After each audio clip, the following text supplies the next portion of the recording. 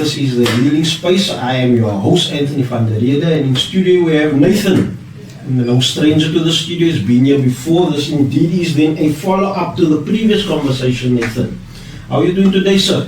Well, it's good to be back. Ready to unpack what needs to be unpacked. Since we last saw you, what have you been up to? Anything change? Any attitude change? Any observations that has maybe set itself up in your mind? Like I said the last time, I'm quite honored to one of my success stories, like I said, is doing quite well. What they actually did for putting together his money to go to Amsterdam, IBE. He had fundraisers. Sorry man, IBE? It's called the Notorious. It's a big dance pop festival. The Notorious IBE, International Breaking event. Alright. So it's quite a big thing, and it's every b-boy or b-girl's dream to go there. Nice. Mine too as well. So I'm looking at going there next year if nothing comes up. It's my mission. Yeah, but Shay has been one of my students for the last 7 years. Okay. I started teaching him when he was still on school. He's now 20, 21, 22. Wow. And ever since he's been doing good things, he's now one of the top b-boys in Cape Town, if not South Africa. So yeah, I've mentored him, I've taught him, so I do breaking. So breaking is not just a tool for just breaking and getting an individual to a platform, but it's actually working with a whole person holistically. Looking at his life, looking at his background, because we all suffer from some sort of trauma. I hear you, sir. I'm just putting my phone off, man. Sorry, man. Yeah, it's a fine, 50 cents. Right, I'm afraid that there's a call coming through. My bad. You were saying breaking is not just about the dance form, it is also about healing holistically. Yeah. And so your pride in your student is that you see that the impact that you've made hasn't just impacted him as a dancer, but on a whole person. Yes, definitely, yeah. So I have a class on a Saturday morning from 8:30 till about 10:30. It's at the multi-purpose center in Pontiac. Okay. So I've been doing this for a lot of years, but this formed part of my healing. Sure. And through this, I got to see different countries as well, and I've been able to stand on different platforms. I didn't tell you this, but I performed with Brasavanika. Sure. I traveled with them, and then later on, I was part of a group called Fusion that was dancers entertainment at Rotanga Junction. Okay. But I had to navigate through this myself and getting to understand how it works and how to make it work for me. Sure. So for a long time I did this professionally and got paid for it. But in the same process, it helped me to become the person I am today. Like I said the last time, I couldn't speak in front of people. Ek kan nie voor mense gepraat het, soos nou, even though like sitting like this, I couldn't do this type of thing. But it gave me my confidence, gave me my place in society. Understood. And I realized who I am because of this, because hip-hop has 5 elements. It's breaking, it's DJing, it's a graffiti artist, what's the other thing? And then it's a knowledge of self, and then it's the DJ. So there's 5 elements. So I use these 5 elements, and through that I bring across a life skill for you as an individual. Also. The do's and the don'ts. Okay. And the how and the what comes across when I do this type of programs and teach as well. Yeah. So what I hear you saying is that you found a value system within the culture of breaking, or is it breaking per se or hip hop? Breaking is part of the holistic culture called called hip hop, Okay. which has 5 elements, and Understood. under the banner of hip hop, you have these 5 elements, and you get MCs, you get graph writers, you get the DJ, and you get the MC, and then you get knowledge of self.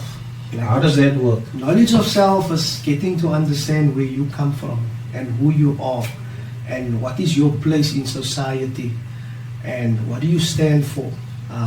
History plays a big part in this, but true history, not just history that you learn on school, a true reflection of our history. So a decolonized history almost for us people. Yes. Not what what they would want you to believe about yourself. And how is that brought about? Look, Who trains you for that? Because from what I've heard, you said that you had a mentor. You had a group that took you in and they showed you and taught you the elements. like I said in the last interview, our very first workshop was with Emil Jansen, Black Noise. I think that was before they became Hilderwood. So I've attended many of their workshops, and Okay. in these workshops you would normally put emphasis on knowledge of self, Okay. and who you are, and where you come from, and the history of our people.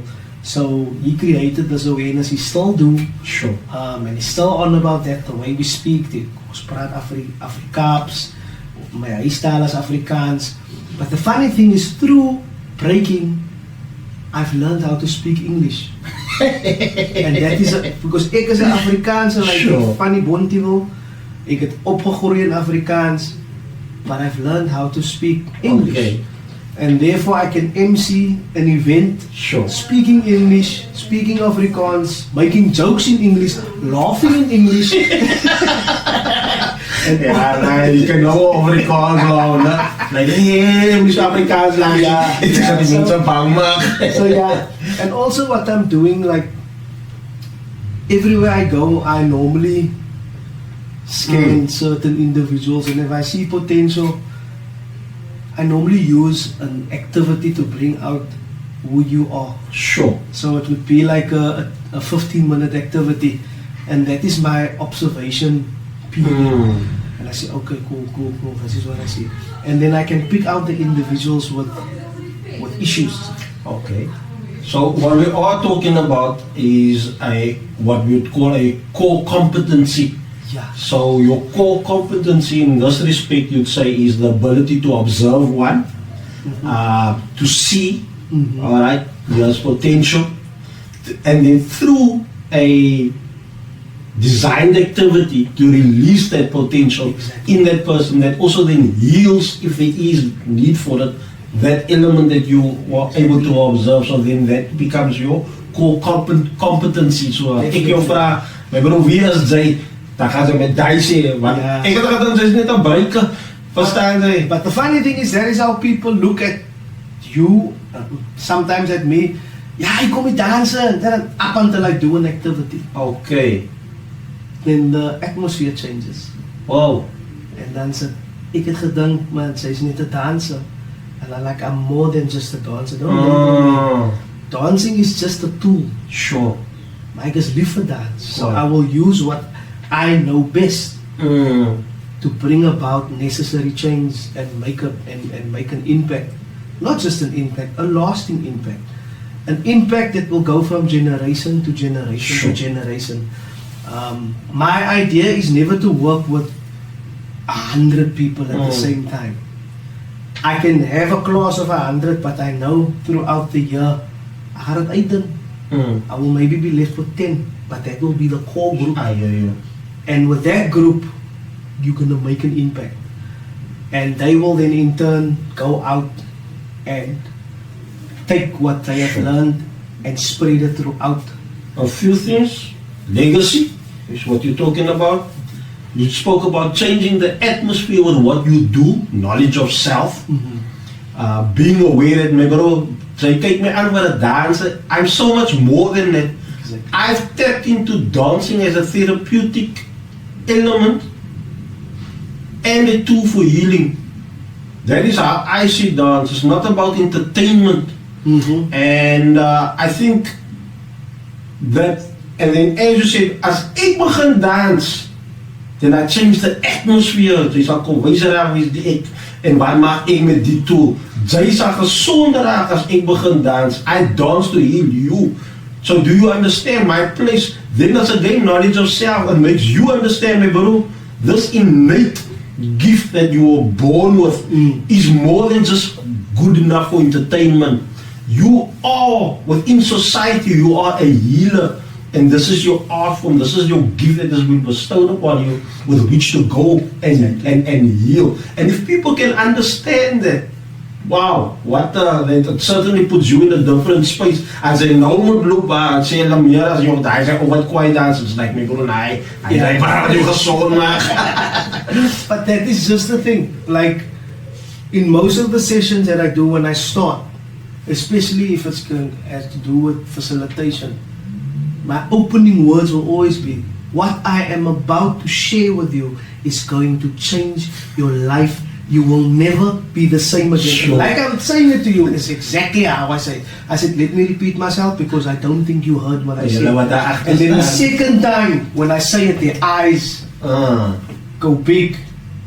And the moment I start, you can see there is an atmosphere within the building. And they are now uncovered because hulle kan nie nou meer wegsteek because ek sien wie ze is and I start with an activity to identify who's who and then when I'm done with the activity I go to the specific person and I would address those things that they need healing in and they would look at me with big eyes and they were like, how did you know? And then you can see, now they are engaged as to what is coming next. So, whoever's in my session, they never leave the same. I hear you. So you're a therapist and you use dance or as an activity, né? A therapeutic activity. Yes. Né? Then we spoke about, we're moving from knowledge of self, then we also want you to just unpack for us the difference between break dancing and breaking. This has been I think it links to... Yeah, this has been a heated issue for years and when I came onto the scene, it was already there. So I too had to learn the right terminologies and the right wording for breaking. Sure. The reason it's called breaking is because B-boys and B-girls break to the break of a record. That is the name, period. It is a raw style, it is an expressive style, an explosive style, very difficult style, and it's very rhythmic. It has a lot of feeling and a lot of emotion. And then you get the other terminology, breakdancing, which was incorporated by mainstream corporates when it became commercialized. So there's a big difference between breaking and breakdancers. Breakdancers for me is more robotic, they like the androids, and breaking is done with soul, heart, feeling, emotion, expression. So that is why it's so important to me, because using it as a tool, because I tap into all of those things. And this is how I teach as well. I will tell my students, look, what is happening inside? How are you feeling inside? You know what I want you to do for the next hour? I want you to think about that. And I'm going to play music, and whatever's inside you're going to express and bring it out on the floor. Wow. So yeah, that. Do you think the forefathers or the beginning stages of the hip-hop movement, being born out of the ghettos, being exposed to trauma and saying, hey man, we're going to come up with this concept to counter this counterculture. We're going to develop this counterculture specifically for us so that we can heal from this that is being put on us, and so that it finds its expression like you're saying now, and then also understanding how this thing gets hijacked. And it's more than just a breaking into breakdancing. You can look at how commercialized hip-hop has become. MC, you get rappers and MCs.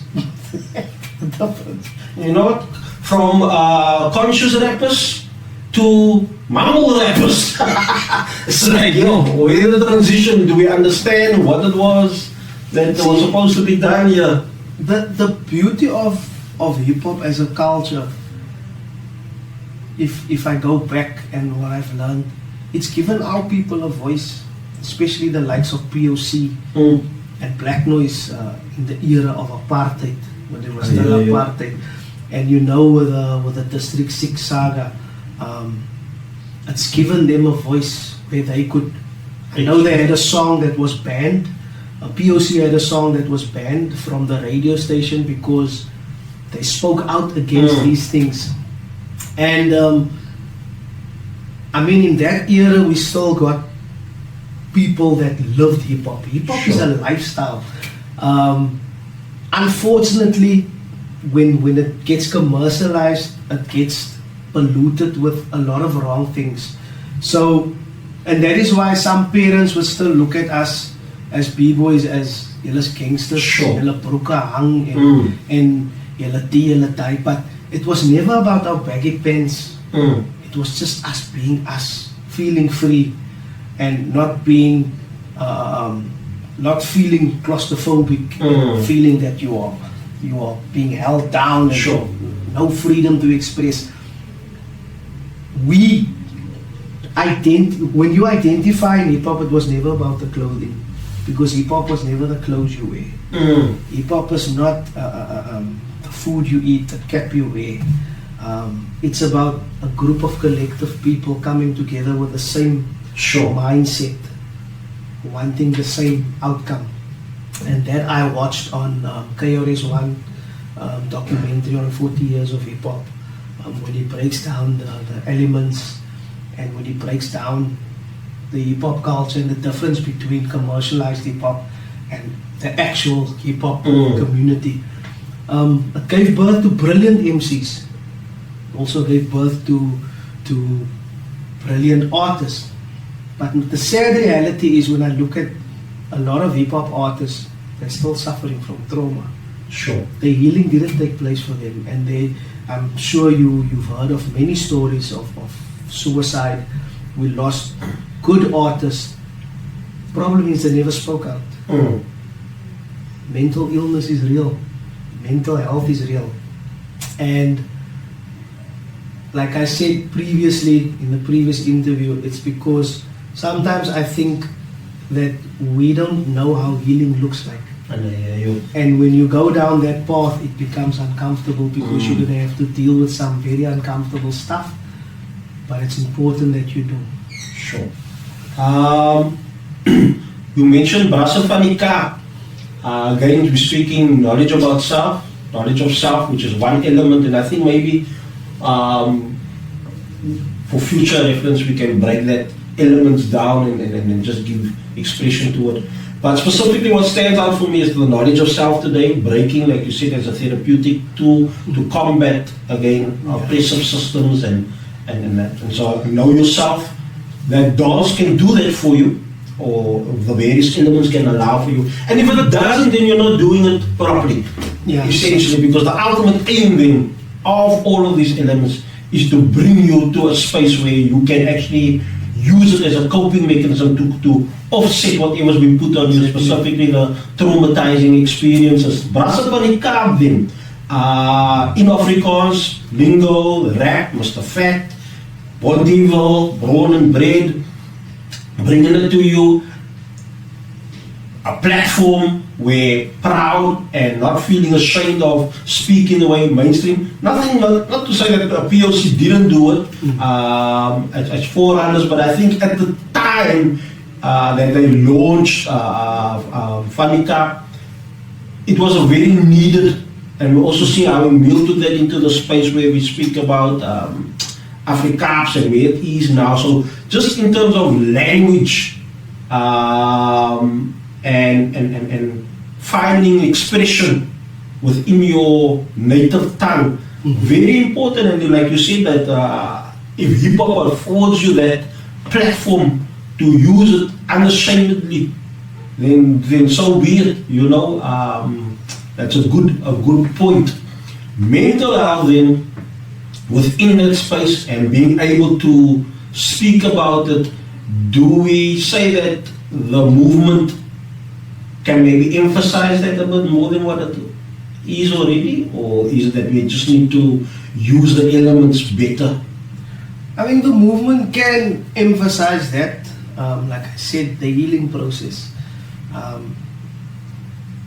You mentioned Mr. Fat, may he rest in peace. He played also a very big role in me and my brother's life. My brother's today a muso. Okay. Because Mr. Fat introduced him to, took him to his first guitar lesson. Wow. To one of the elite guitar players in Cape Town and South Africa. And he gave him his first guitar. Today my brother's muso, we dance together, but his music is blooming for him, so he plays instruments I don't. Sure. What I've learned from Mr. Fat is to always stand your ground, is to never give up, never back down, and if you believe in something, go for it. Awesome. And don't take no for an answer. Thank you. So yeah, beautiful. The thing is with the hip hop culture today, this is just my observation, Sure. and I'm speaking, and this is my opinion. Yes. In case everybody misunderstands, a lot of people within the culture is hurting, and the platforms they used, the writers, the dancers, is to express what they are feeling inwardly. Understood. But the art of forgiving plays a big part in your healing and closing a chapter. Sure.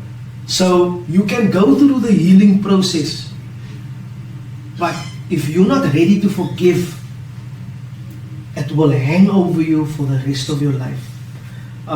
So there is probabilities, and there is possibilities for hip hop to put more emphasis Sure. on the mental health issue, because I believe that hip hop is the answer to a lot of things, because it has different elements and it is very therapeutic. Sure. I'm a product of that. I speak the way I speak because of hip hop. So yeah, there is a possibility that it can happen. Sure.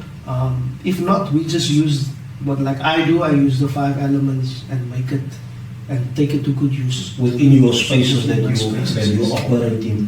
Thank you so much again. Very enlightening. Always a pleasure to have conversations with you. I know we have a lot of conversations off mic, and so even for our audience to hear the type of things that we converse about. So would I accept that as your closing statement? My closing statement would be that don't despise small or humble beginnings. Sure. And never let your circumstances and your troubles of life define who you are in this society. Yes, sir. To go bigger in this world, because you matter, you are of value, you are amazing, and you are beautiful, and you can do anything. Yes. You put your mind to. Nice. Thank you, Nathan. I think my takeaway from everything that you've spoken about thus far is that the ability to forgive is important, and then not just to forgive others. For me, I take it to a space as, are you able to forgive yourself? Because we internalize a lot of what is not ours, things that happened, that was put on us, these things that we've taken us out, and these things that is put on us. And we need to get to a space where we can just forgive ourselves as well, and then begin the healing from there to say, it's alright, man. At the time I didn't know better, now that I know better, I do better. So thank you so much. Our time is up. This is the healing space. Yes. En we sê vir julle, toedels. Peace out.